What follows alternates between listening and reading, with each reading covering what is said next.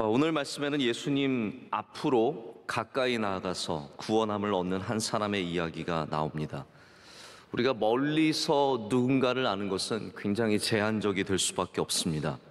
멀리서 아는 것은 사실 진짜로 아는 것은 아닙니다. 그런데 진짜로 알고 있다고 우리가 생각을 할 뿐입니다. 1964년에 미국의 아리조나주의 상원의원이었던 베리 골드워터가 대통령직에 출마를 하게 되었습니다. 그때 정신과 의사들이 그의 정신 상태를 감정을 했습니다. 어떻게 감정을 했냐면 그 사람의 스피치라든지 그 사람이 하는 것들을 보면서 이 사람은 이럴 것이다 라고 감정을 했는데, 이렇게 만나지 않고 내린 정신 감정은 굉장히 큰 논란을 일으켰습니다. 그래서 그때 만들어진 의사들의 규율이 있습니다. 규칙이 있습니다. 그것은 뭐냐면 직접 만나서 진찰하지 않으면 진단을 내릴 수 없다입니다. 직접 만나서 가까이서 이야기를 해보고 검진을 해봐야 진단을 내릴 수 있지, 멀리서 우리가 보는 것으로 진단을 내릴 수 없다라는 것이죠. 아무리 전문가여도 멀리서는 절대로 제대로 알 수가 없습니다. 직접 보거나 경험하지 않고서는 판단해서는 안 된다라는 말입니다. 우리가 누군가에게 가까이 가면 그 사람을 좀 더 자세하게 알게 됩니다. 예수님 가까이 가면 은혜가 있습니다. 예수님 가까이 가면 예수님의 향기가 나고 예수님이 갖고 계신 그 아름다운 성품들을 경험하게 되어 있습니다. 물론 예수님 멀리서도 우리는 예수님이 어떤 분이신지 희미하게 알 수 있습니다. 예수님이 갖고 계신 아름다운 모습들, 그 아름다운 말씀들을 우리가 귀 기울여 들을 수 있겠지만, 우리가 가까이 가면 얻을 수 있는 또 다른 은혜가 있다라는 말입니다. 우리는 지난 4주에 걸쳐서 베이스의 주제로 말씀을 나누면서 우리가 어떻게 해야 할 것에 대한 말씀을 많이 나누게 된 것 같습니다. 우리가 바닥을 견고하게 쌓아 나가기 위해서 우리의 바닥이 어떤 모습인지 살피고 또 낮추고 정돈하고 견고하게 하는 말씀의 은혜를 나눴습니다. 하지만 이 말씀들은 우리가 해야 하는 것에 대해서 아무래도 좀 초점이 더 맞춰져 있던 것 같습니다. 그래서 제 마음속에 제 스스로도 약간의 피로함이 있었습니다. 우리가 하는 것, 물론 신앙이 하는 것이 굉장히 중요하지만 너무 우리에게 책임을 많이 주는 그런 말씀만 전한 것 같아서 제 자신도 좀 그런 피로감을 느껴서 새벽 예배의 말씀을 드리고 나서 앞에서 기도하는데 좀 그런 감동이 있었습니다. 이번 주부터는 좀 그냥 예수님이 어떤 분이신지 은혜를 나눠보고 싶다라는 그런 감동을 주셔서 오늘 예수님이 어떤 분이신지 여러분께 말씀을 드릴 때 그 가운데도 하나님이 주시는 충만한 은혜가 함께 하시기를 원합니다. 이 마가복음 1장은 페이스가 굉장히 빠릅니다. 누가복음은 1장과 2장, 그리고 읽어보시면 아시겠지만 누가복음 1장이 굉장히 깁니다. 그 긴 2장에 걸쳐서 예수님이 태어나시고 또한 성장하시는 이야기가 담겨져 있습니다. 하지만 마가복음은 탄생 이야기 자체가 없을 뿐만 아니라 순식간에 세례 받으시고 시험 받으시고 제자 부르시고 병을 고치시고 귀신을 쫓아내시는 이 이야기가 1장 가운데서 반복이 되고 있습니다. 특별히 1장 후반부에는 예수님께서 귀신을 쫓아내시고 베드로의 장모의 열병을 낫게 하시고 또 오늘 말씀에는 나병 환자를 고치시는 이야기가 나오게 됩니다. 여러분, 나병 환자의 이야기는 어떤 면에서 중요하길래 이렇게 얼마 안 되는 마가복음의 1장, 굉장히 중요한 장인데 이 가장 초반에 언급되는 말씀이 되었을까요? 마가복음 1장 전체는 우리에게 예수님이 어떤 분이신지를 이 빌드업하는 그런 말씀이라고 생각하시면 좋을 것 같습니다. 그래서 이것을 통해서 나병 환자가 나았다는 사실도 물론 굉장히 중요합니다. 나병 환자가 있었는데 예수님의 능력으로 나았다. 이것도 굉장히 은혜가 되지만 저는 1장은 어떤 의미에서는 예수님이 어떤 분이신지를 우리에게 보여주는 것에 더 초점이 맞춰져 있지 않은가. 1장 전체를 통해서 예수님은 이런 분이시다라고 우리에게 말해주고 있는 것은 아닌가라는 생각을 해보게 되었습니다. 예수님이 어떤 분이신지 알기를 원한다면 우리도 예수님 좀 더 가까이 가서 예수님이 행하시는 일들을 볼 수 있어야 합니다. 오늘 말씀은 평소에 예수님께서 이 땅에서 어떠한 일을 하셨는지를 보여주는 말씀 가운데 하나입니다. 그래서 1장에서 예수님께서 말씀을 전하시고 사람들을 고치시고 또 누군가의 집에 들어가시죠. 그래서 기도해 주시고 또 한적한 곳, 이 한적한 곳이라는 것이 광야 같은 것을 말하는 겁니다. 늘 한적한 곳으로 가셔서 기도하시고 또 오늘 마지막 절 말씀을 보면 예수님께서 한적한 곳으로 또 가시거든요. 끊임없이 이렇게 반복하는 것을 통해서 예수님께서 어떤 분이신지를 보여주고 있습니다. 예수님은 치유와 축귀의 능력을 갖고 계신 그리스도십니다. 할렐루야. 우리의 연약함을 돌봐주시고 우리를 낫게 하시고 우리를 만져주시는 분이시라는 거죠. 예수님을 만나는 사람은 구원함을 얻습니다. 이것이 성경이 보여주는 예수님의 이야기입니다. 근데 그 놀랍게도 그 가운데 성경은 또한 무엇에 관심을 갖냐면 예수님께서 그냥 낫게 하신 것만이 아니라 어떠한 마음을 갖고 계신지를 보여주시죠. 예수님 안에는 긍휼히 여기시는 마음, 불쌍히 여기시는 마음, 또 따뜻한 마음이 있다는 것을 우리에게 보여주고 있습니다. 병자들을 만나실 때, 가난하여 먹지 못하는 사람들을 만나실 때, 죄 속에서 방황하는 사람들을 만나실 때, 떠도는 인생들, 정착하지 못하고 계속해서 떠도는 인생들을 만나실 때 예수님은 그들을 불쌍히 여기셨고 그들을 따뜻하게 환영해 주셨습니다. 나병 환자에게 손을 대어서 만져주시고 부끄러워서 아무도 없는 대낮에 물깃는 여인에게 가까이 가셔서 따뜻하게 말씀을 건네십니다. 오늘 말씀은 한 나병 환자가 예수님 앞으로 나와서 꿇어 엎드려 간구하는 장면으로 시작을 합니다. 성경학자들은 이 나병 환자가 그냥 툭 튀어나온 사람이 아니라고 합니다. 우리 어린 사람들이 요즘에 신조어를 참 많이 만들어내잖아요. 여러분 갑툭튀 아세요? 갑툭튀? 갑자기 툭 튀어나오는 거. 갑툭튀예요. 근데 이 나병 환자가 갑툭튀 같은데 사실 그렇지 않다라는 거예요. 이 환자의 이야기는 마가복음만이 아니라 마태복음에도 나와 있습니다. 마태복음에는 8장의 가장 첫 번째 말씀으로 나와 있습니다. 여러분 지난주 기억이 나십니까? 지난주 말씀 기억 잘 안 나시죠? 네, 지난주에는 제가 산상수훈에 있는 마지막 말씀을 이야기를 나눴습니다. 산상수훈의 마지막 말씀이 7장 마지막 부분이고 8장 바로 다음 장 첫 번째 이야기가 오늘 본문의 말씀과 똑같은 평행 구절입니다. 그러면 이 나병 환자는 어떠한 사람이냐? 성경학자들이 추측하기는 예수님께서 산에서 말씀을 전하실 때 그곳에서 멀리서 예수님의 말씀을 들었던 사람이라는 거죠. 멀리서 가까이 나아가지 못하고 예수님께서 말씀하실 때 그것을 귀 기울여 들었던 사람이라는 겁니다. 그런데 이 사람이 이제는 담대하게 산 아래 내려와서는 예수님께 나아가게 됩니다. 이건 큰 용기죠. 이 사람은 예수님의 말씀을 들으면서 그 안에 예수님을 향한 어떤 확신이 생기는 것을 경험을 했습니다. 우리가 그것을 뭐라고 말합니까? 믿음이라고 말합니다. 예수님의 말씀을 들으면서 믿음을 갖게 되었어요. 믿음은 또한 어떤 일을 행합니까? 멀리 있는 우리를, 예수님 저 멀리서 예수님 바라보던 우리를 예수님 가까이 나아가게 하는 힘을 믿음이 우리에게 줍니다. 그래서 복음서에서 믿음 있는 사람들의 공통점 중에 하나가 예수님 가까이 나아갔다는 겁니다. 또 예수님께서는 이 믿음의 사람들에게 반드시 손을 내밀어 주십니다. 너 믿음의 사람이냐? 믿음을 갖고 있는 사람에게는 항상 손을 내밀어 주시고 그들의 이야기에 귀를 기울여 주십니다. 그래서 오늘 손을 대시면서 내가 원하노니 깨끗함을 받으라 라고 말합니다. 우리가 예수님 가까이 나갈 때 누리는 은혜가 무엇입니까? 믿음이 있는 사람들이 누리는 은혜가 무엇입니까? 바로 이 긍휼함의 은혜, 따뜻함의 은혜라는 말입니다.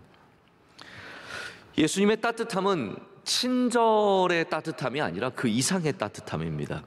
여러분, 따뜻하다는 말이 그냥 친절하다는 말이 사실은 아니에요. 왜냐하면 성경을 보시면 아시겠지만 예수님은 항상 친절하신 것은 아니었어요. 예수님께 친절을 너무 기대하면 안 됩니다. 오히려 까칠하게 구실 때도 있었어요. 병 고치러 예수님께 나왔던 믿음의 사람들에게 예수님은 종종 도전하셨습니다. 그들의 믿음을 시험하셨습니다. 예수님을 따라오려는 사람들, 여러분 교회 나오려고 하는 사람 친절하게 대해야 되잖아요. 예수님이 그러지 않으셨어요. 오히려 굉장히 거칠게 말씀하셨어요. 따라오지 말라고 말씀하셨고 사양하셨어요. 너 안 따라와도 된다고 말씀하셨고 심지어는 경고하셨어요. 너 따라오려면 또 큰 짐 져야 한다라고 경고를 하셨습니다. 이런 모습들을 보면은 예수님께서 결코 친절하시지만은 않으셨다는 것을 우리가 잘 알 수 있습니다. 그런데 반대로 친절은 사실 누구나 베풀 수 있는 일입니다. 기계적인 거예요. 교육만 받으면 우리는 이 땅에서 친절을 베풀면서 살 수 있습니다. 하지만 따뜻한 사람이 되는 것은 우리가 예수 그리스도의 사랑을 알지 않고서는 할 수 없는 일입니다. 친절 교육을 잘해야 돼요. 그리고 요즘에는 굉장히 중요한 일입니다. 회사마다 이 CS라고 하죠. 커스터머 서비스. 이거 굉장히 중요하게 여기고 사람들을 어떻게 대할 것인가를 교육을 참 많이 합니다. 저도 명성교회에 오자마자 제가 우리 직원들에게 부탁을 한 것이 친절입니다. 사실 저는 따뜻하게 대하라는 말씀은 안 드렸어요. 친절을 베풀라고 얘기를 했습니다. 제발 우리 교인들, 직원들이 좀 친절하게 대해달라고 이렇게 많이 강조를 하고 부탁을 드렸습니다. 대한민국은 친절 사회예요. 어디를 다녀도 사람들이 친절하게 대합니다. 가게를 가도. 그래서 만약에 불친절한 가게를 만나게 되면 사람들은 별점 테러를 합니다. 그래서 블로그에 남기고 리뷰에 남겨서 반드시 응징을 합니다. 나 기분 나빴다는 거예요.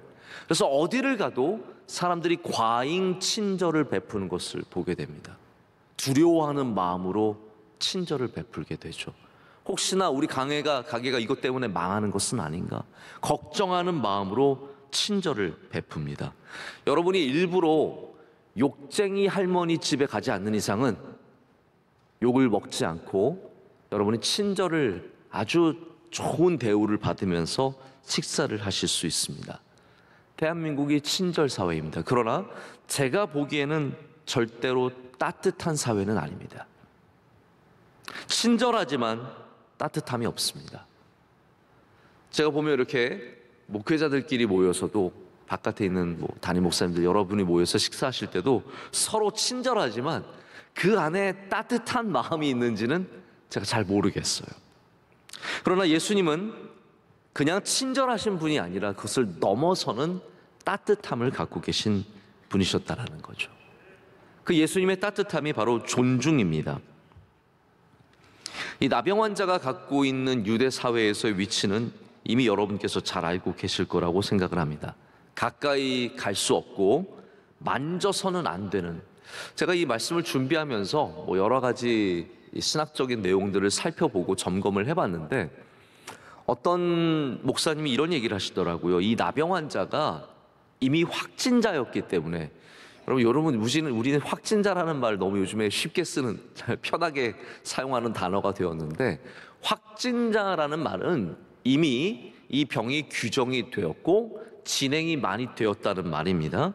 그렇기 때문에 이런 사람들은 가두어 두지 않았다라고 주장을 해서 이분이 밖에 다닐 수 있는 나병 환자, 누구든지 만날 수 있는 나병 환자라고 얘기를 하시는데 저는 성경에 어디를 봐도 그런 면의 힌트가 전혀 없다라고 생각해요. 만약에 성경이 그것을 알았고 그것이 통상적인 개념이었다면 성경이 어딘가에 말을 했을 거예요. 그리고 예수님께서 손을 대시고 만졌다는 이야기가 굳이 필요하지 않을 겁니다. 근데 성경은 분명히 나병 환자가 손을 댈 수 없는 사람이고 사람 가까이 나가서 안 되는 사람인 것을 알았기 때문에 이 부분을 더욱더 강조해서 보여주고 있는 것을 우리가 너무나 자연스럽게 볼 수 있기 때문에 저는 이 나병 환자가 돌아다닐 수 있는 환자라고 생각하지는 않습니다. 그런 나병 환자에게 예수님께서 율법을 넘어서 그에게 손을 내밀어 만져주십니다. 여러분, 이것은 어떠한 것을 말하냐면 예수님께서 아직 회복되지 않은 사람을 이미 회복된 사람으로 여겨주시는 것을 말합니다. 저는 그런 은혜가 있다고 생각을 해요. 예수님께서 왜 만져주셨냐면요, 아직 아무도 이 사람이 회복된 것을 알지 못하지만 예수님은 이미 알고 계셨기 때문에 그 사람의 회복을 위해서 만져주시는 겁니다. 마치 여러분, 우리가 존중이라는 게 무엇입니까? 아직 어린아이는 성장을 하지 못했어요. 아직 어린아이예요. 그런데 그 아이를 한 인격체로 대우해 주는 것은 무슨 말이냐면 이미 성장한 것처럼 여겨주면서 대해주는 것입니다. 그것이 존중이 아니겠습니까? 어린 사람들에게 막 반말 팍 하고 함부로 대하고 존중이 없는 거예요. 왜냐하면 넌 아직 어린 사람이라는 거죠. 넌 경험이 없다는 거죠. 넌 나이가 적다라는 겁니다. 그러나 예수님은 그런 사람들에게 아직 어리고 연약하고 병들어 있고 문제가 있는 사람들에게 따뜻함으로 대하시는 이유는 그 회복의 모습을 이미 보고 계시고 성장의 모습을 이미 알고 계시기 때문입니다. 제가 우리 교회가 왜 따뜻하다고 생각하냐면 저는 많이 부족해요. 그런데 저를 좋은 목사처럼 대우해 주시는 거예요. 이게 따뜻함의 은혜라는 겁니다. 연주에 실수한 아이에게 마치 연주를 완벽하게 한 것처럼 박수를 쳐주는 것, 그럼 그것이 따뜻함이며 존중이 아니겠습니까? 그것이 예수님께서 우리에게 보여주시는 이야기입니다. 저도 이야기를 한 3가지 정도 짧은 이야기들을 드리려고 합니다. 제가 오래전에 농구를 하다가 발목을 크게 다쳤어요. 이렇게 우리 같이 하던 목사님이랑 부딪히는 바람에 정말 고통이 이루 말할 수 없을 정도로 발목을 다쳐서 한 6개월 정도 농구를 못한 적이 있습니다. 그때 저희 동네에 있는 한 정형외과 의원의 병원에 다니게 되어서 치료를 받게 되었는데, 하루는 아침에 그 치료가 아픈 치료예요. 이렇게 가만히 앉아 있는데 제 곁에 할머니랑 할머니 딸이랑 이렇게 두 모녀가 이야기를 나누는 거예요. 그런데 그 할머니가 뭐라고 얘기를 하시냐면, 제가 그 들리더라고요. 난 이 의사 선생님이 참 좋아 그러시는 거예요. 제가 흉내를 잘 냈는지 모르겠는데요. 근데 뭐라고 하시냐면 뭐 잘 고쳐, 뭐 안 아프게 해줘, 이게 아니라 사람이 참 따뜻해 그러시는 거예요.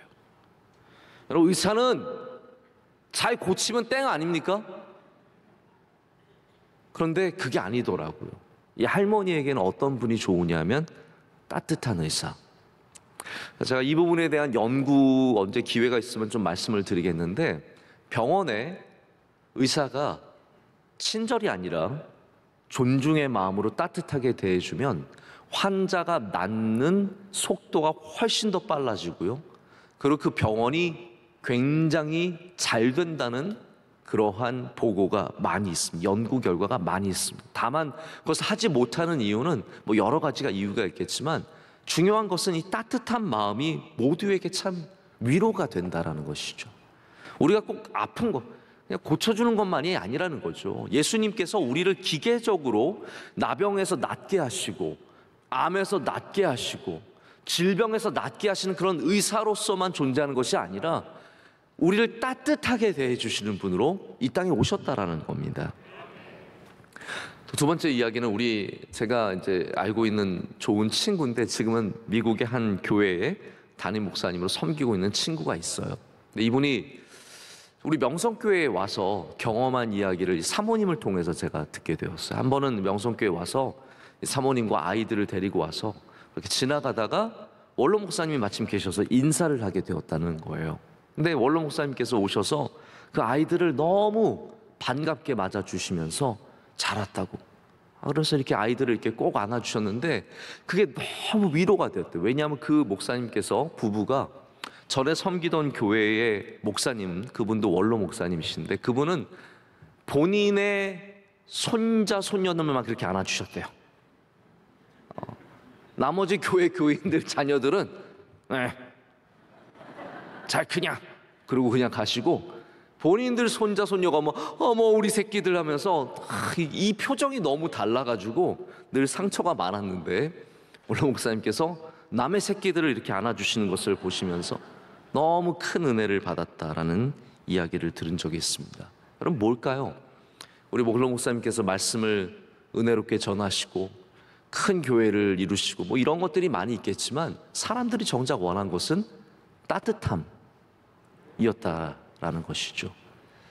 한 가지 더 이야기를 드리자면, 제가 전에 한번 이걸 언급한 적이 있어서 아실 거예요.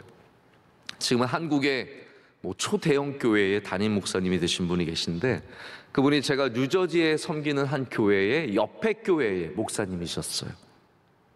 당시 참 안타까웠던 것이 뭐냐면, 우리 교회에, 제가 섬기던 교회에 많은 분들이 이 교회로 가시는 거예요.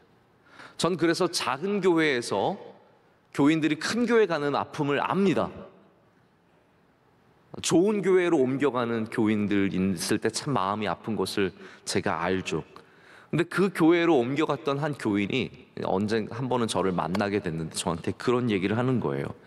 그분이 언젠가 한번 예배를 드리고 나오는데 갑자기 비가 확 내리기 시작했다는 거예요. 그래서 야, 차까지 어떻게 가나 막 이렇게 있는데, 갑자기 그 교회 담임 목사님, 그 당시 그 교회 담임 목사님이 지나가다가 우산을 씌워주는, 같이 가자고 우산을 씌워주셔서 차까지 데려갔는데, 그것 때문에 교회를 완전히 옮기게 됐다는 거예요.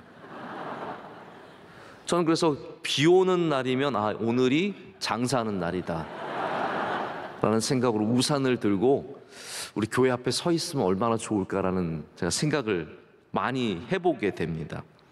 여러분, 다시 말씀드려, 이건 친절의 문제가 아니라는 거예요.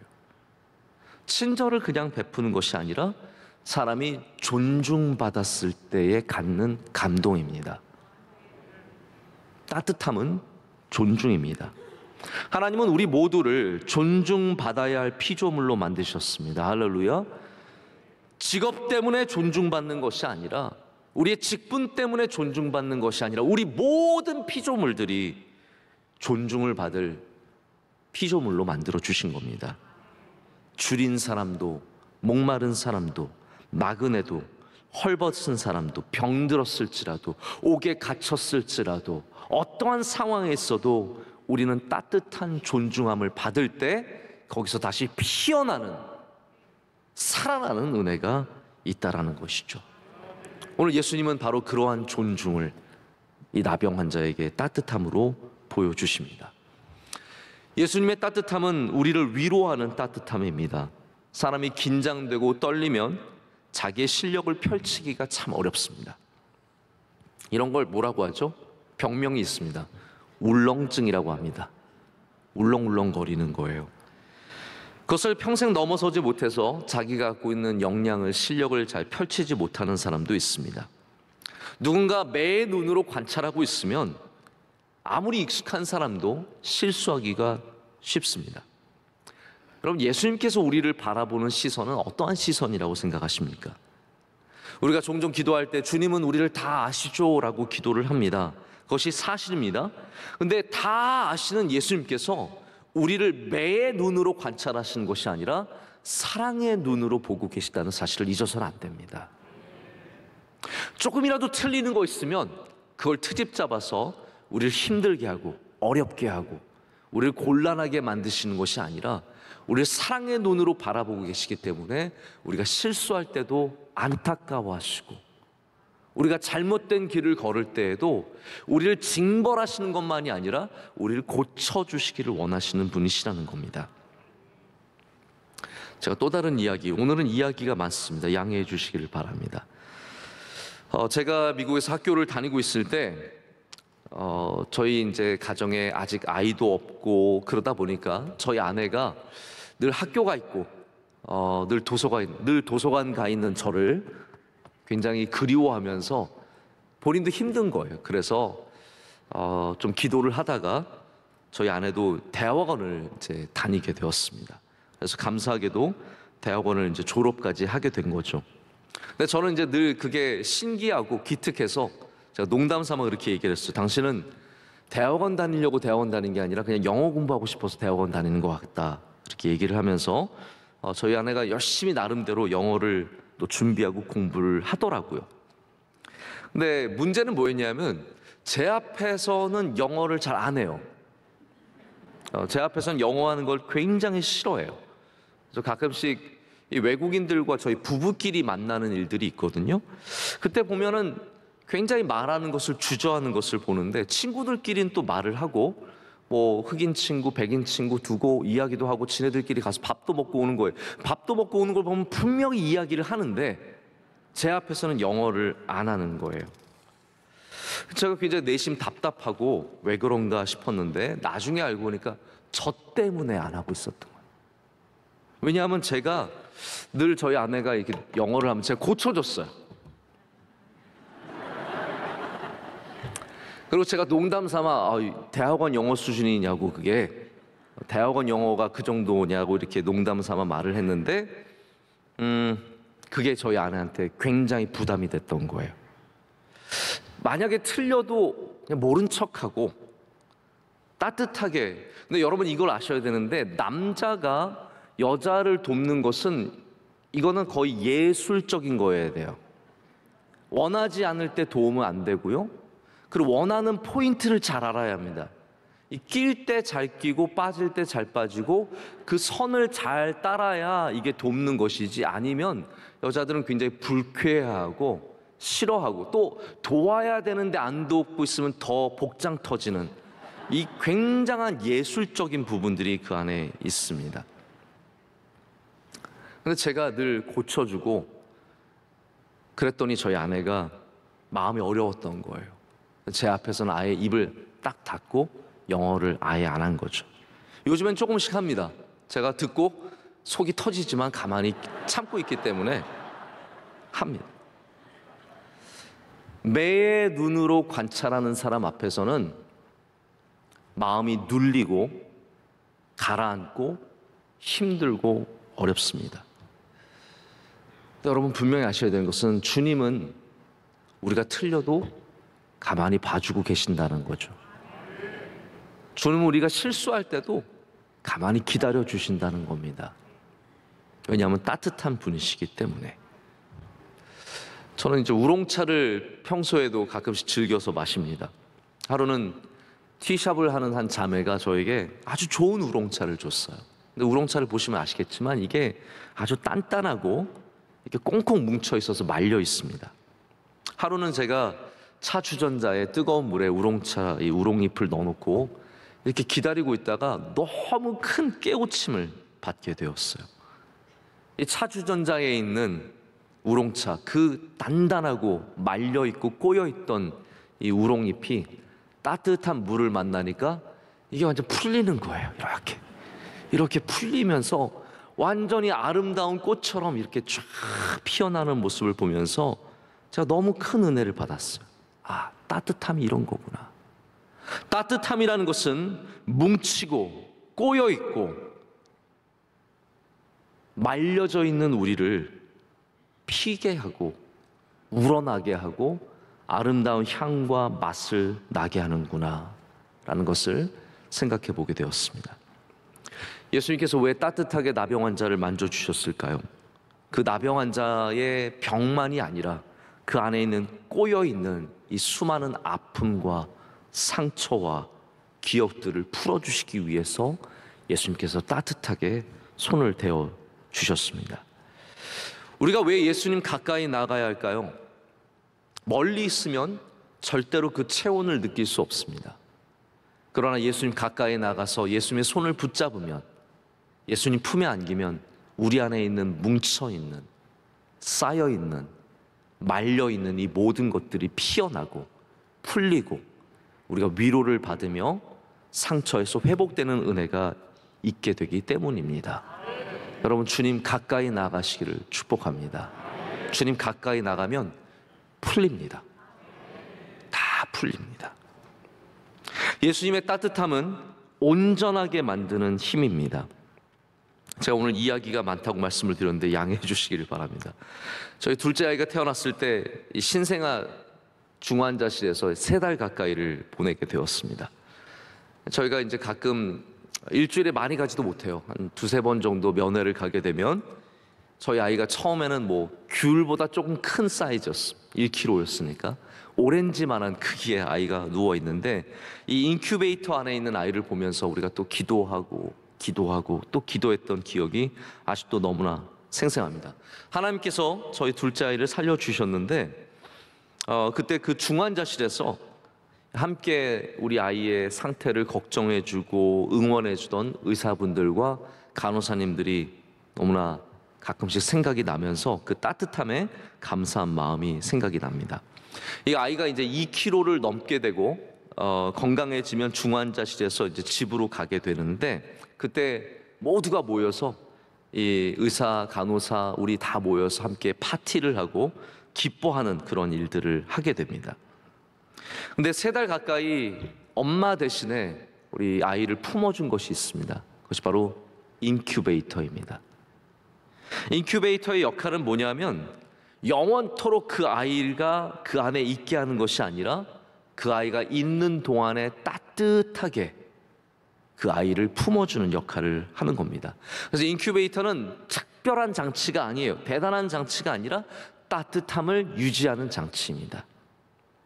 이 인큐베이터가 엄마의 품처럼 따뜻함을 유지할 때 그 안에서 덜 된 아이가 다 된 아이로 성장하게 됩니다.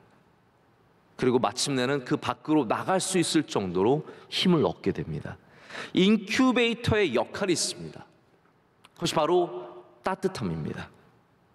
예수님께서는 이 나병 환자가 따뜻함을 누리고 그 안에 머물러 있게 하신 것이 아니라 따뜻함을 통해서 회복하게 하시고, 할렐루야, 그 다음에는 세상 밖으로 나갈 수 있도록 그를 보내주십니다. 오늘 말씀을 보시면 아시겠지만 가서 제사장에게 확인하라고, 너의 삶으로 돌아가라라고 말씀을 하십니다.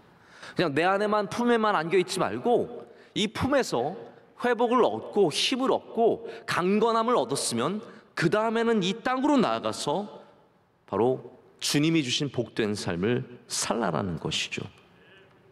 저는 종종 우리 교회가 인큐베이터 같다라는 생각을 많이 하게 됩니다.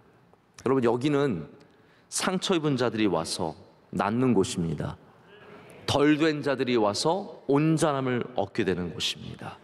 부족한 자들이 와서 하나님이 주신 채워줌의 은혜를 얻게 되는 곳입니다. 여기는 나병 환자 같은 많은 상처 있고 병이 있는 사람들이 와서 나음을 얻는 곳이거든요. 근데 여기가 인큐베이터가 정말로 되려면 이 나음을 얻은 자들을 어떻게 세상으로 보낼 것인가를 많이 고민하고, 또 그분들이 세상으로 나아가서 복된 삶을 살도록 힘을 주는 곳이 되어야 합니다. 저는 그런 면에서 우리 교회가 교역자들에게, 우리 많은 주님의 종들에게 좋은 인큐베이터 역할을 했으면 좋겠습니다. 여기서 훌륭한 주님의 종들이 자라서 밖으로 나가서 귀한 교회를 섬기는 그런 종들이 되었으면 좋겠습니다.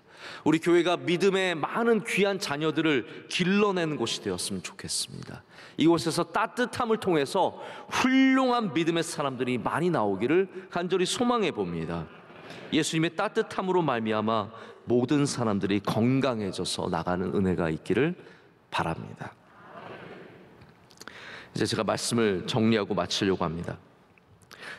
예수님께서 따뜻하시니까 우리도 따뜻했으면 좋겠습니다. 제가 가끔씩 생각하는 건 예수님은 이렇게 따뜻한데 왜 한국 교회는 이렇게 차가울까라는 그런 생각을 종종 해보게 됩니다. 율법적인 의로움만 가지면 따뜻함은 사라지고 의인과 죄인만 남게 됩니다. 예수님은 따뜻함을 위해서 율법은 잠시 내려놓으셨습니다. 이거 만지면 안 됩니다. 그 전에도 베드로의 장모를 고치시는 것도 안식일날 행하셨습니다. 안 됩니다. 제가 안식일날 이스라엘 대사를 만나보니까 사진도 안 찍습니다. 같이 사진 찍으려고 했는데 사진 찍으면 안 된대요. 그게 무슨 일입니까? 아무것도 아니잖아요. 사진 찍히는 게 뭐 대단한 거예요. 그런데 안 된대요. 율법이기 때문에 안 되는 거예요. 율법이기 때문에 안 되는 것이 많지만 예수님은 따뜻함을 위해서 율법을 잠시 내려놓으시는 겁니다. 그리고 만져주시고 가서 고쳐주시는 일들을 행합니다. 왜 우리가 차갑습니까? 너무 율법적이 되기 때문에 차가울 수밖에 없는 겁니다. 우리도 좀 더 따뜻한 주님의 백성들이 되어야 합니다. 예수님 가까이 나아가면 알게 되는 것이 있습니다. 무엇을 알게 됩니까? 우리가 믿는 예수님이 정말로 좋으신 분이시라는 것을 알게 됩니다. 예수님은 사랑과 긍휼이 많으신 분이십니다. 참 따뜻한 분이십니다. 이 마지막에 있는 말씀은 예수님의 성품과 능력이 보여주는 중요한 대목입니다. 마지막에 어떻게 이야기하고 있습니까? 예수님께서 멀리 다른 곳에, 한적한 곳에 바깥에 가 계실 때 사방에서 사람들이 다 예수님께로 몰려오는 장면으로 오늘 말씀은 끝납니다. 이 바깥에 사람들이 없는 광야 같은 곳에 예수님께서 홀로 되셨을 때도 사람들은 많이 예수님께로 몰려갔습니다. 사람들은 그냥 예수님의 능력만 보고 모이지 않았습니다. 긍휼하심이 있는, 따뜻함이 있는 바로 그런 분에게 사람들이 몰리는 것은 너무나 당연한 겁니다. 왜냐하면 그런 분에게 더욱 가까이 가고 싶은 마음이 있기 때문입니다. 여러분, 교회가 식당처럼 목이 좋아야 잘 됩니까? 아닙니다. 교회는 예수 그리스도처럼 주님의 능력과 주님의 따뜻함을 가질 때 사람들이 몰려오는 곳이 됩니다. 우리가 오늘 말씀을 통해서 다시 한번 따뜻한 교회가 되기를 소망하며 여러분들도 따뜻한 사람들이 되어서 많은 사람들을 모으는 그런 복된 주님의 자녀들이 다 되시기를 축복합니다. 기도하겠습니다. 하나님 아버지, 감사합니다. 오늘 이 따뜻한 주님의 성전에서 따뜻한 주님의 말씀을 듣게 하심을 감사합니다. 멀리 있던 우리들을 주님 가까이 불러주셔서 감사합니다. 주님 가까이서 주님의 손을 붙잡고 주님의 말씀을 의지하며 우리 모두가 주님이 주시는 풍성한 은혜를 누리게 하여 주시옵소서. 예수님의 이름으로 기도드립니다. 아멘.